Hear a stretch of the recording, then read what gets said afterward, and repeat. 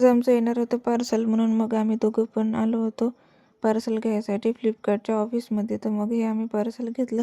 त्याच्यानंतर मला घरी जाऊन काहीतरी बनवायचं होतं, म्हणून मला दूध आणि श्रीखंड पण घ्यायचं होतं. मग आम्ही दूध आणि श्रीखंड पण घेतलं. तोपर्यंत यांच्या गाडीचं काहीतरी इश्यू आला तर ते बघत होते ते. त्याच्यानंतर मला खूप जास्त भूक लागली. चला म्हटलं काहीतरी खाऊन घ्यावं म्हटलं.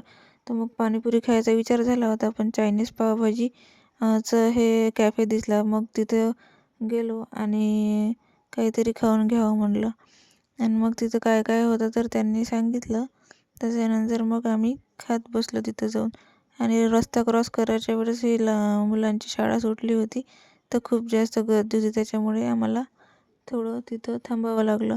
तर तुम्हाला माहीत आहे का हे कॉलेज कुठलं आहे ते? कमेंटमध्ये नक्की सांगा.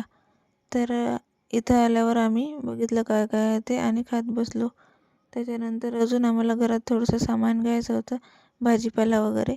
तर मग आमचं त्याच्यावर चर्चा चालू होती. तोपर्यंत आमचं खायचं आलं आणि आम्ही खाऊन घेतलं. त्याच्यानंतर मग गेलो आम्ही भाजीपाला घ्यायसाठी. तर मी भाजीपाला घेऊन घेतला आधी आणि मग यांनी पण इकडे चिकू घेतले आणि पैसे कमी पडले होते वाटते, म्हणून मग त्यांनी फोनपे केले. आम्हाला वाटलं की आमची गाडी पंक्चरच आहे का, म्हणून मग आम्ही इथं आलो होतो. तर हवा भरून बघितली. तर मग त्यांनी म्हटलं जाऊ दे, घरी जायला लेट होते, म्हणून मग हवाच भरली गाडीमध्ये. मग त्याच्यानंतर घरी जाऊन अजून स्वयंपाक बनवायचा होता. तर हे पालकपुऱ्या बनवायसाठी घेतल्या होत्या. तर मस्तपैकी श्रीखंड, पालकपुऱ्या आणि भात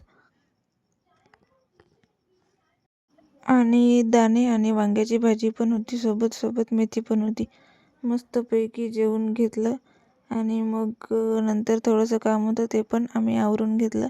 आणि ही काही रेसिपी मी काढला नाही व्हिडिओ. तर तुम्हाला रेसिपी पाहिजे असेल तर कमेंटमध्ये मला सांगा.